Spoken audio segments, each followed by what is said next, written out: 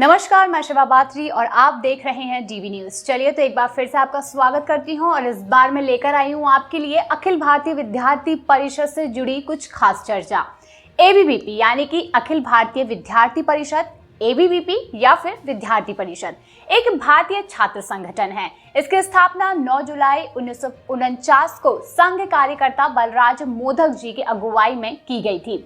वहीं मुंबई के प्रोफेसर यशवंत केलकर इसके मुख्य कार्यवाहक बने थे। विद्यार्थी परिषद का नारा है ज्ञानशील एकता। आज विद्यार्थी परिषद न केवल भारत का बल्कि विश्व का सबसे बड़ा छात्र संगठन है। अब इसके साथ ही बताते हैं कि यह संगठन छात्रों से प्रारंभ हो, छात्रों की समस्याओं के निवारण हेतु एक एकत्र छात्र शक्ति का परिचालक माना जाता है। विद्यार्थी परिषद के अनुसार छात्र शक्ति ही राष्ट्र शक्ति होती है।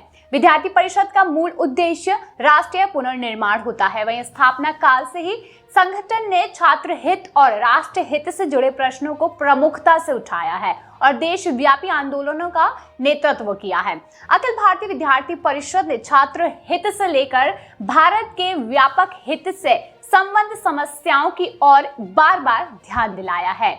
अब ये तो था कुछ हालिया चर्चा, लेकिन अब बताते हैं कि अखिल भारतीय विद्यार्थी परिषद का दिल्ली में आयोजित हो रहा है 4 दिवसीय 69वां राष्ट्रीय अधिवेशन, जो कि आज 7 दिसंबर से दिल्ली के डीडीए मैदान बुराड़ी में प्रारंभ हो चुका है। 28 नवंबर को महाराष्ट्र के रायगढ़ किले से शुरू हुई अखिल भारतीय विद्यार्थी परिषद की हिंदवी स्वराज्य यात्रा 2000 किलोमीटर की दूरी तय करके गुरुवार की सुबह दिल्ली पहुंची है। बता देते हैं कि गुरुवार को अखिल भारतीय विद्यार्थी परिषद के राष्ट्रीय अधिवेशन स्थल पर स्थित दत्ताजी डिडोलकर प्रदर्शनी का उद्घाटन अखिल भारतीय विद्यार्थी परिषद के पूर्व राष्ट्रीय अध्यक्ष प्राध्यापक राजकुमार भाटिया तथा मूर्तिकार नरेश कुमावत द्वारा किया जाएगा।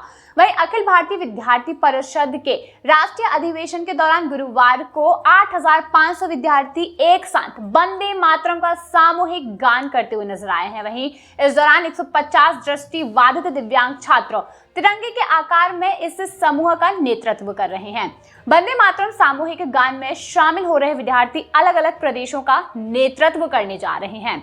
वहीं दिल्ली के डीडीए मैदान में यह आयोजित हो रहा है। विद्यार्थी परिषद के राष्ट्रीय अधिवेशन स्थल पर भारतीय संस्कृति के सुंदर प्रतीक चिन्हों का समावेश किया गया है।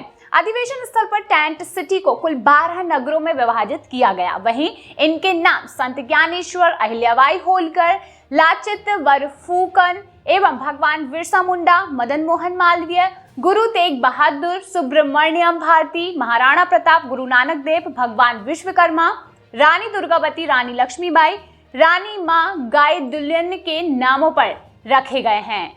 अब इसके साथ ही भारत ने विभिन्न क्षेत्रों का प्रतिनिधित्व अलग अलग माध्यमों से विद्यार्थी परिषद के अधिवेशन के लिए बसाई गई टेंट सिटी में दिखाई दे रहा है।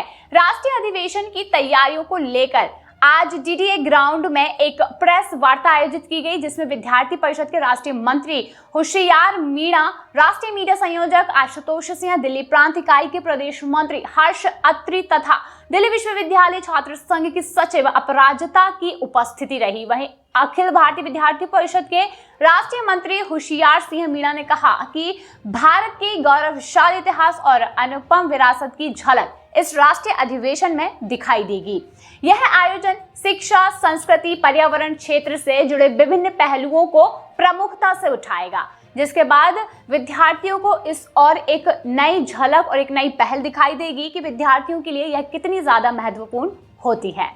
तो ये थी अखिल भारतीय विद्यार्थी परिषद से जुड़ी कुछ खास चर्चा। ऐसे ही खास जानकारी के लिए लगातार आप हमारे साथ बने रहिए। वहीं अपने विचारों को लगातार हमारे साथ आप साझा करते रहिए। नमस्कार।